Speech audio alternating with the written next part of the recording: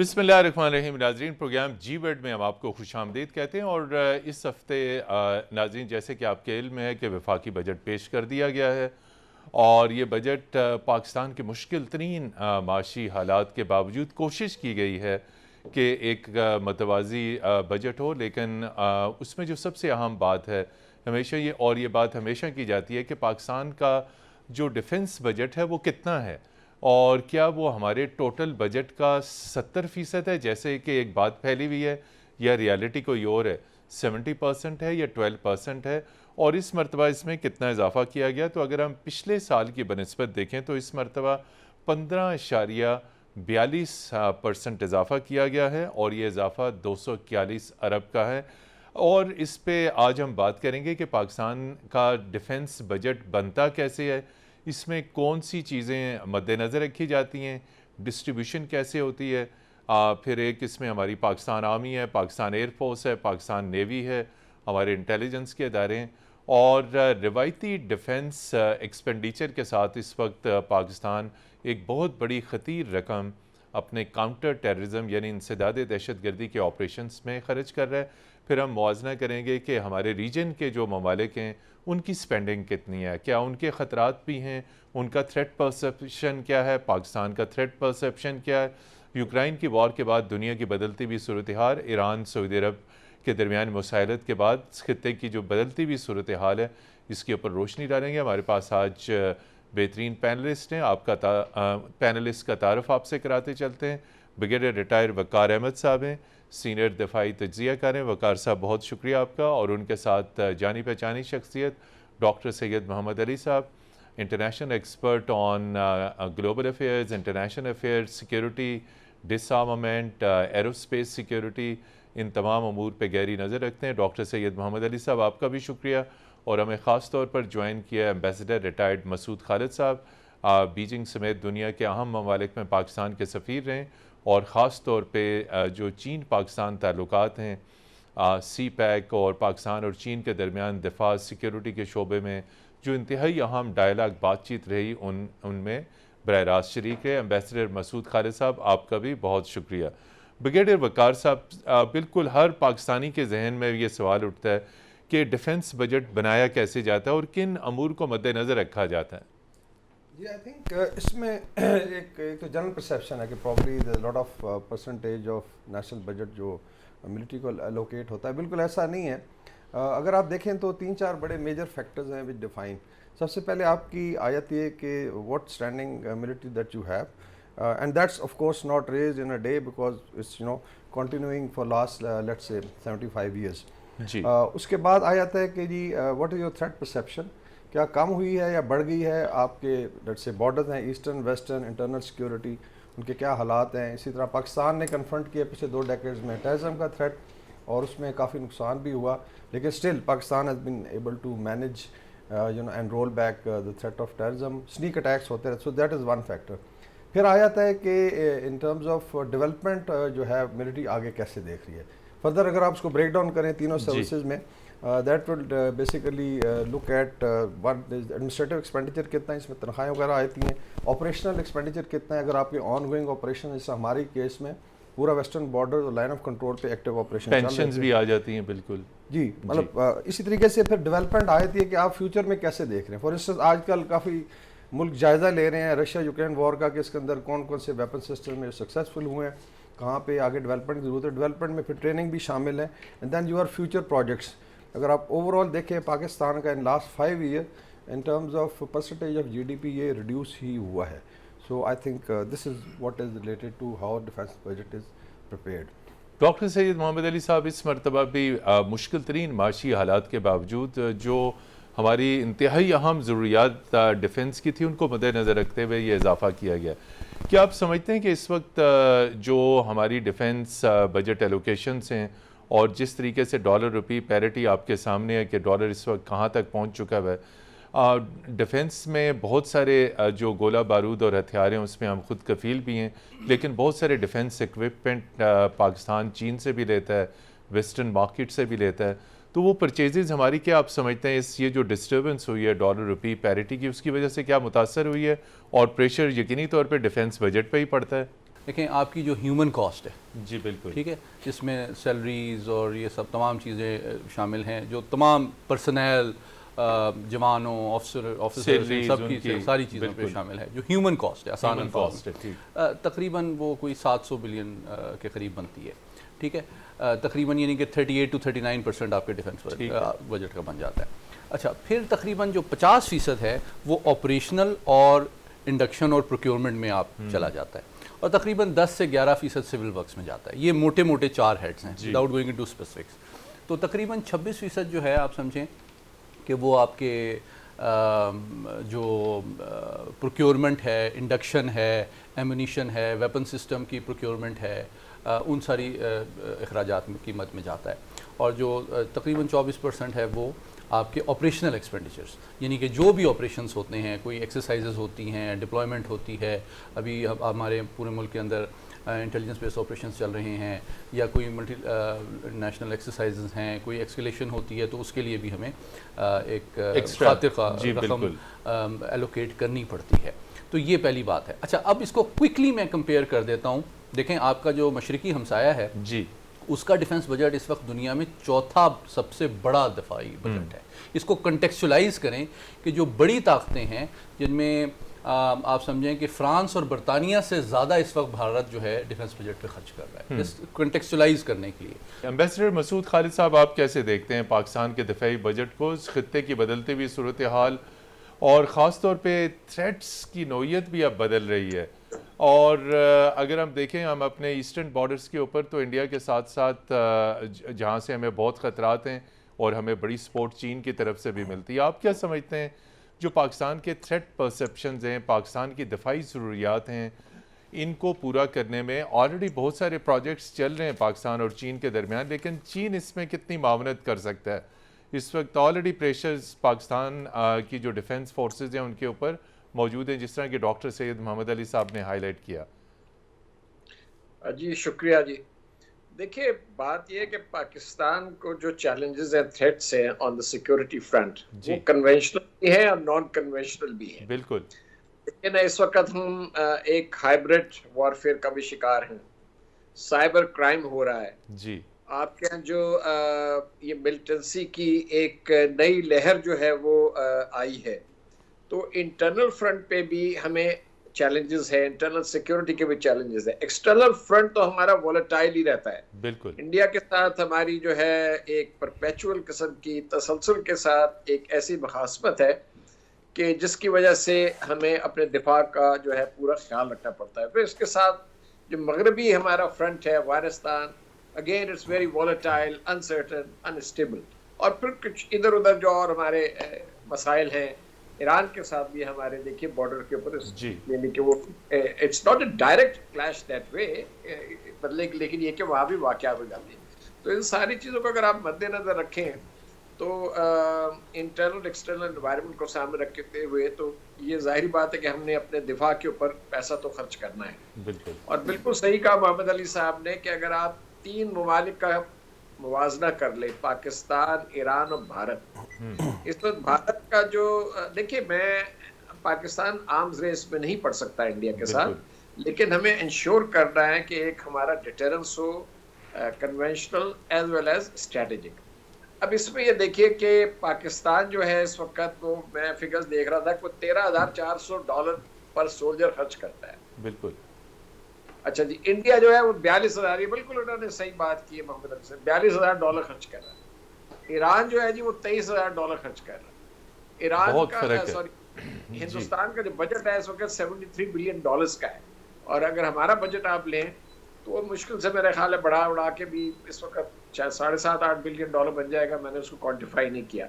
अब बात ये भी बिल्कुल सही बात है कि हमारा budget progressively in terms of percentage of GDP, although in total allocation it has gone up, लेकिन in percentage terms of GDP वो कम हुआ है, यानी कि इस वक्त वो 1.7% of GDP है, जबकि पिछले साल 2% वो तकरीबन 2% GDP था। अब मैं कोई एक्सपर्ट नहीं हूँ, लेकिन ये जो मैंने, ये बिल्कुल सही है, ये इसमें कमी हुई है। अच्छा, अब देखिए जो सूरत हाल पैदा हो रही है, मैं आपको 2-3 बातें जरा बावर कराना चाहता हूँ नाज़रीन।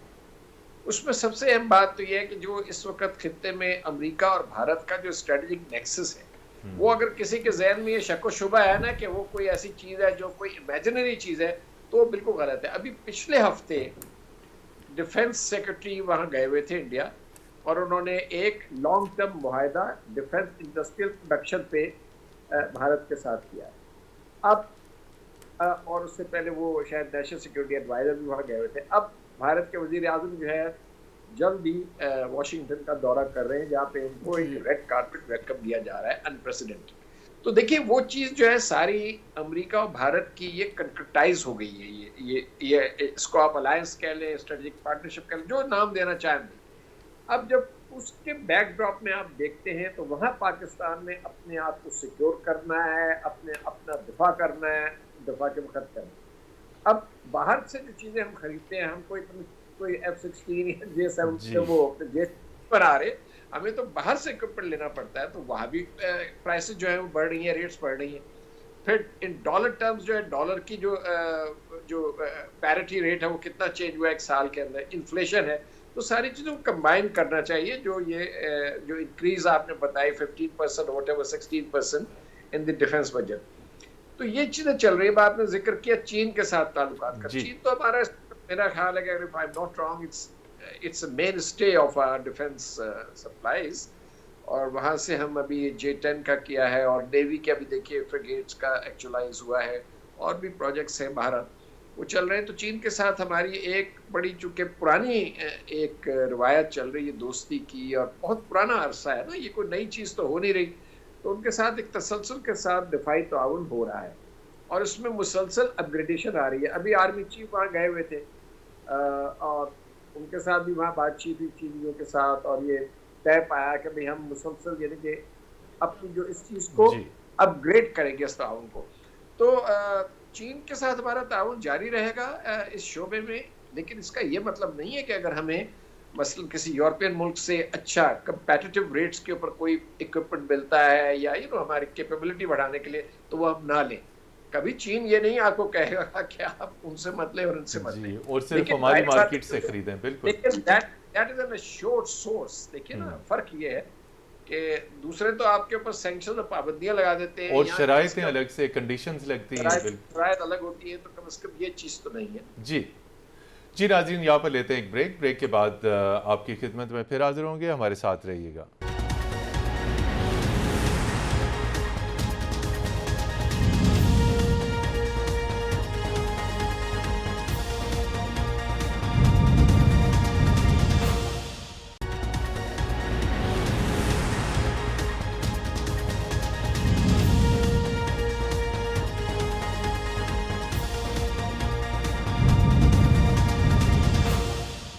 जी नाज़रीन, प्रोग्राम जी वर्ल्ड में हम आपको खुश आमदीद कहते हैं, और हम बात कर रहे हैं पाकिस्तान के दिफाई बजट पे। ब्रिगेडियर वक़ार अहमद साहब, कुछ ग्लोबल ट्रेंड बताइए डिफेंस बजट के हवाले से, और यकीनी तौर पे आपने पहले सेगमेंट में ज़िक्र किया यूक्रेनियन वार का।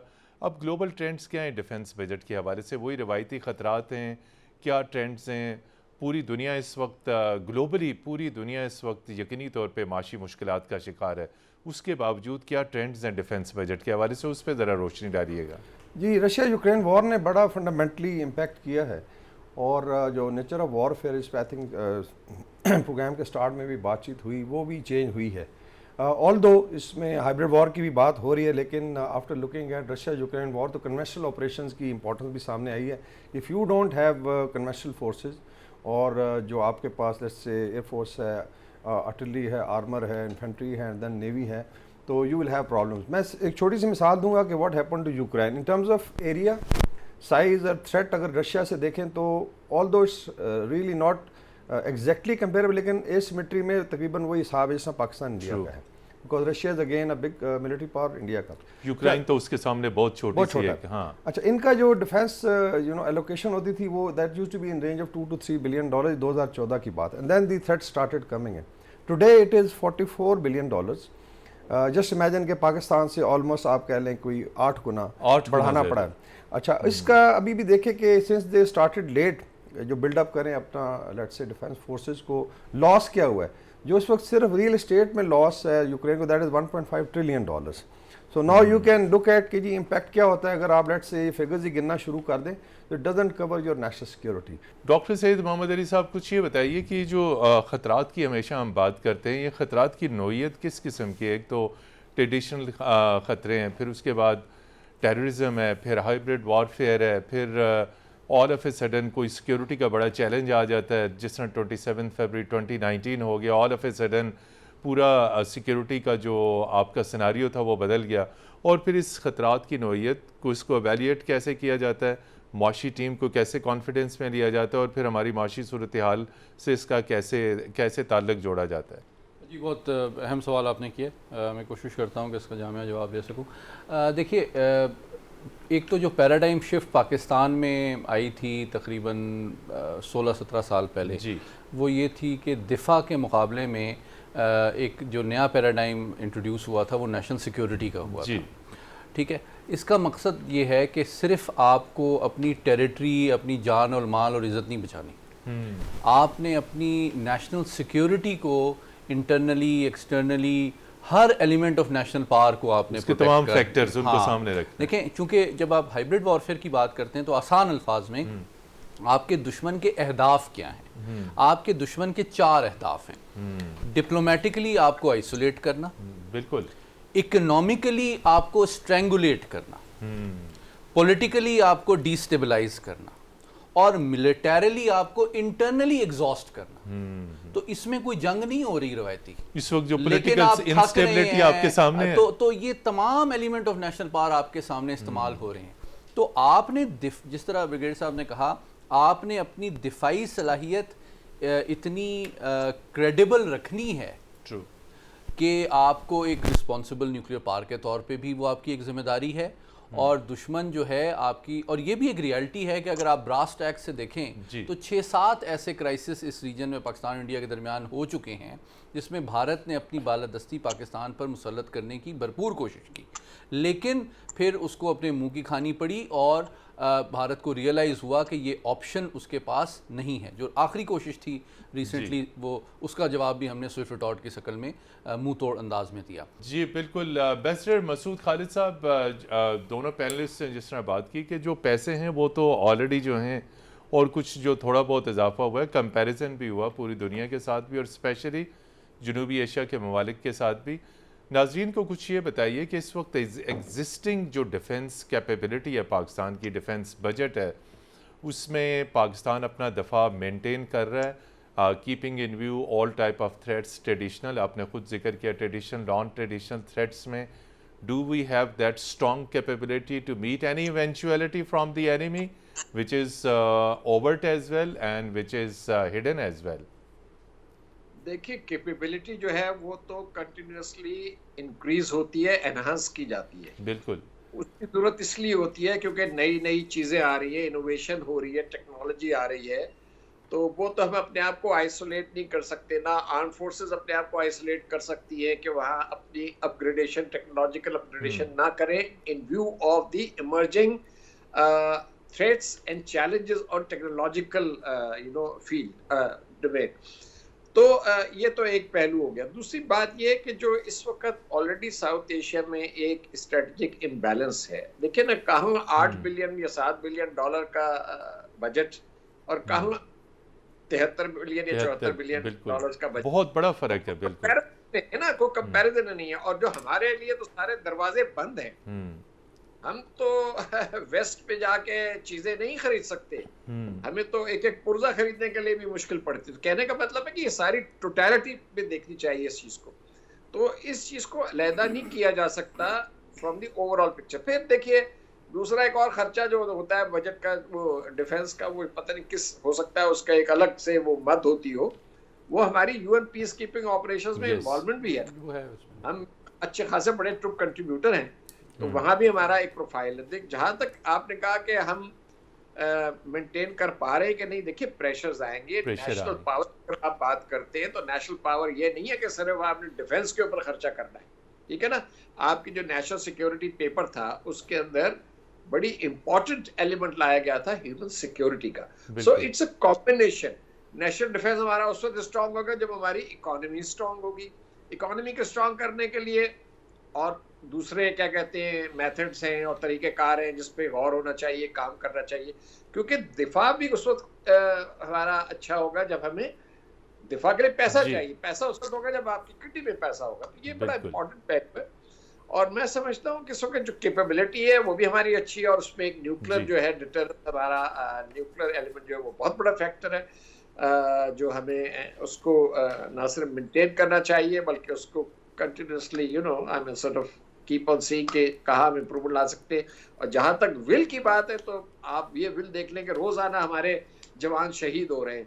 इससे ज्यादा और विल की क्या मैनिफेस्टेशन हो सकती ह्यूज है। सेक्रीफाइस, ये जो बिल्कुल बिल्कुल ये huge। जो आप इंसर्जेंसी देख रहे हैं बलूचिस्तान में और केपी में और फ्रंट वहाँ ट्राइबल एरियाज में, ये कोई मतलब इसकी हो सकता है कोई इंडिजिनस कॉज भी हो, ये मैं नहीं कहता, लेकिन ये इंजीनियर्ड भी है। देखिए ना, ये स्पॉन्सर्ड भी है। ये जो होस्टाइल फोर्सेस हैं, दूसरे गैर मुल्की और बैरूनी अनासर, ये उसको हवा दे रहे हैं। जैसे कि अली साहब ने बहुत अच्छा एनालिसिस किया कि किस तरह इंटरनली आपको डिस्टेबलाइज किया जाता है। तो उस सूरत हाल के पेश नज़र हमें अलर्ट रहना है, हमें अपनी कैपेबिलिटी बढ़ानी है, और हमारे रोजाना जी जवान शहीद, बड़ा दिल दुखता है जब हम देखते हैं हमारे सोल्जर्स जो है बिल्कुल जाने दे रहे हैं, जी शहादतें दे रहे हैं। तो ये सारी चीजें अगर सामने रखें तो हमें जो हम कर रहे हैं वो तो मेरा ख्याल है मुनासिब ही है। जी। नाज़रीन, यहाँ पर लेते हैं एक ब्रेक, और ब्रेक के बाद जब हम वापस आएंगे तो एक अहम तरीन डिफेंस में शोबा है जिसे कहते हैं हम डिफेंस प्रोडक्शन, उसकी हम बात करेंगे ब्रिगेडियर वकार साहब से, और उसके बाद सैयद मोहम्मद अली साहब से हम पाकिस्तान की जो फ़िज़ाई क़ुव्वत है उसके बारे में उनके ख्यालात जानेंगे। हमारे साथ रहिएगा।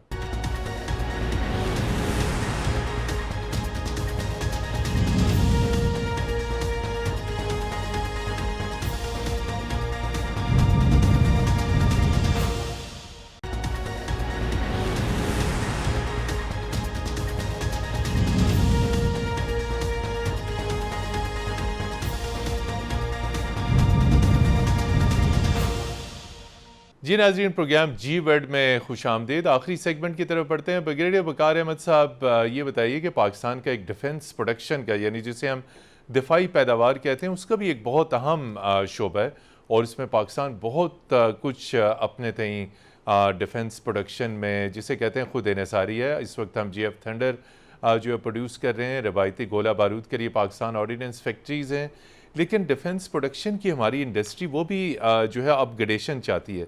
कई मरतबा जब डिफेंस प्रोडक्शन के हुकाम पार्लिमानी कमेटीज़ में आते हैं, कहते हैं रिसोर्सेज नहीं हैं, कैपेबिलिटी बहुत है, बहुत अच्छा गोला बारूद बन रहा है। तो अगर हम अपनी डिफेंस प्रोडक्शन पे कुछ फोकस करें, इनोवेशन करें, अपग्रेडेशन करें, तो इस मद में पाकिस्तान बहुत अपना जो ट्रेडिशनल वेपन है वो एक्सपोर्ट कर भी रहा है और मज़ीद बढ़ा भी सकता है। जी, तो इस डिफेंस प्रोडक्शन को हम नज़रअंदाज क्यों करते हैं? आई थिंक उसमें अगर लॉन्ग टर्म में देखें तो Pakistan has progressed a lot in terms of defence production. अच्छा, again it relates to war time. Ultimately तो ये ना कि वॉर को आप कैसे, वॉर में एक चीज़ यूज़ होती है term which is known logistic stamina. So it means कि right from fuel, rations and then ammunition and stockpile of your weapon systems और ट्राई सर्विस है। लाइक आपके पास शिप्स कितने हैं, आपके पास सबमरीन्स कितनी हैं, aircrafts, and then of course is क्योंकि Pakistan is a missile power also nuclear के अलावा, तो वो क्या कैपेबिलिटी है। अच्छा, उसकी दोबारा आई वुड हाईलाइट कि रशिया यूक्रेन वॉर में logistic stamina came out very prominently.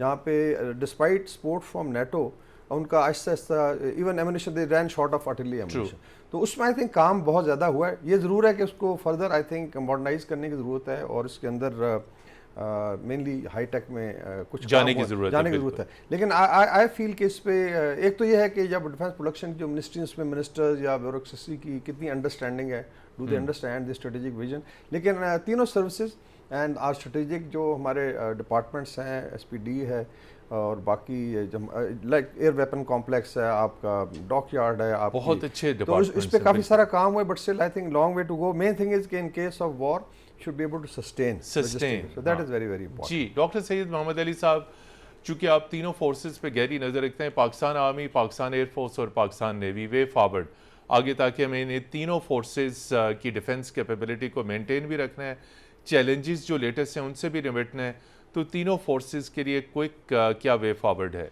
तीन चीज़ें हो भी रही हैं और मज़ीद करने की ज़रूरत है। पहली बात यह है कि जैसा ब्रिगेडियर साहब ने कहा कि आपका जो इस वक्त सबसे बड़ा जो ऑब्जेक्टिव है वो ये है कि आपकी जो मौजूदा दिफाई सलाहियत है तीनों अफवाज की, वो बहुत यानी कि कारामद हो, बहुत इफेक्टिव हो और उसे बरकरार रखा जी, जाए। और उसको बरकरार रखा जाए। ऑपरेशनल कैपेबिलिटी जिसको कहते हैं, वो तीनों फोर्सेस की अल्हम्दुलिल्लाह है और उसमें रोज़ बरोज़ इम्प्रूवमेंट भी आ रही है, नंबर 1। दूसरा ऑब्जेक्टिव ये है कि जिस तरह हमारे मिनिस्टर ऑफ फाइनेंस ने भी कहा IMF के हवाले से कि there is a geopolitical agenda इस वक्त, तो ये एक रियलिटी है और ये आगे की जो दुनिया में सियासत में जो तब्दीलियाँ आ रही हैं, ये मामलात और ज़्यादा असरअंदाज होंगे। इसलिए बहुत ज़रूरी है कि हमें अपनी डिफेंस कैपेबिलिटी को मेंटेन करने और आलमी सियासत के जो उतार चढ़ाव है उससे इसको प्रोटेक्ट करने के लिए इंडिजनाइजेशन की तरफ जाना है। हम जा भी रहे हैं वेरी क्विकली। देखें, आर्मी के तो मोस्ट ऑफ जो वेपन सिस्टम्स हैं, इंक्लूडिंग टैंक्स हैं, गन्स हैं, उन चीज़ों में हम इंडिजिनस हैं। Even rocket launchers, anti tank weapon systems, इन सारी चीज़ों में, हेलीकॉप्टर्स और कुछ चीज़ों में हम जो है रिपेयर मेंटेन कर लेते हैं, लेकिन उसकी हमें थोड़ा सा हमें बाहर की तरफ देखना पड़ता है। एयरफोर्स के हवाले से ख़ास तौर पे, क्योंकि एयरफोर्स ने सबसे ज़्यादा सफ़र किया है सैंक्शंस रिजीम्स, चाहे वो प्रेसलर हो या कोई और हो, तो हमने इससे सबक ये सीखा और उसी तजुर्बे के नतीजे में हम J-17 थंडर बनाया और उसकी भी ब्लॉक बिल्डिंग अप्रोच के तहत हम 3rd ब्लॉक पे आ गए हैं, तो उसकी भी मॉडर्नाइजेशन हम कर रहे हैं। और उसके अलावा J-10 भी हमने लिया है और आगे हम 5th जनरेशन जो फाइटर्स हैं उसकी तरफ भी जा रहे हैं। लेकिन एक अहम बात यह है कि हमारा विजन एयरफोर्स का ये है कि लॉन्ग टर्म में हम इंडिजिनस कैपेबिलिटी और बैरूनी निसार कम करें। एविएशन सिटी एक बन रहा है, उसके अलावा जिसमें पब्लिक प्राइवेट पार्टनरशिप की बहुत उसके ऊपर फोकस है। एक हमारा national science and technology park भी वजूद में आया है, जिसमें जो हमारी एकेडेमिया है और हमारी इंडस्ट्री है और एयरफोर्स, वो लोग मिल के डिज़ाइन करते हैं, कॉन्सेप्ट्स बनाते हैं। और आई थिंक वक्त गुजरने के साथ साथ हमारी ना सिर्फ दफाई सलाहियत बेहतर होगी, बल्कि हम ज़र मुबादला को भी बचाएंगे और इंशाल्लाह हमारा बैरूनी इन्हिसार भी कम होगा। जी, एम्बेसडर मसूद खालिद साहब, बड़ा तवील तजर्बा आपका डिप्लोमेसी में रहा है। रोल ऑफ डिप्लोमेसी, दफ्तर खारजा का रोल ख़ास तौर पर इंटरनेशनल कम्युनिटी को जो हम नैरेटिव देते हैं, जो हम प्रोपेगेंडा एनिमीज़ का काउंटर करते हैं, ये बड़ा अहम है। और हमारी जो सिक्योरिटी और डिफेंस नीड्स होती हैं उसके हवाले से मिसपरसेप्शंस पाए जाते हैं। सो क्या मौसर रोल होना चाहिए वजारत खारजा का इंटरनेशनली के पाकिस्तान की ट्रू पिक्चर डिफेंस और सिक्योरिटी के चैलेंजेस के हवाले से बयान की जाए?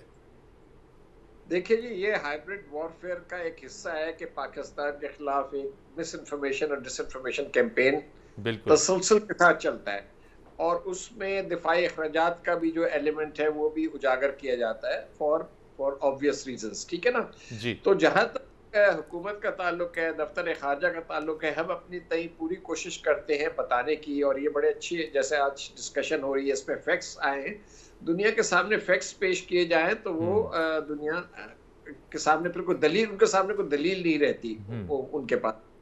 तो मेरे ख्याल जहाँ तक वजारत खारजा का ताल्लुक है, हमारे डिप्लोमेट्स हैं वो बिल्कुल इस चीज़ को प्रोजेक्ट करते हैं, जो पाकिस्तान की जो एक सिचुएशन है, यानी कि जिस सिचुएशन का हम सामना कर रहे हैं, जो हकीकी सूरत हाल है, बिल्कुल पाकिस्तान की तरफ से, और जो हमें खतरात हैं और इन खतरात में कमी नहीं हुई। यानी कि अगर इंडिया ये कह रहा है कि हम आज़ाद कश्मीर और गिलगित बल्तिस्तान को ले लेंगे तो हम उसको लाइटली नहीं ले सकते। एग्जैक्टली, ये बड़ी संजीदा बताते हैं और बताना चाहिए, और बल्कि और मौसम तरीके से बताना चाहिए मेरे ख्याल है।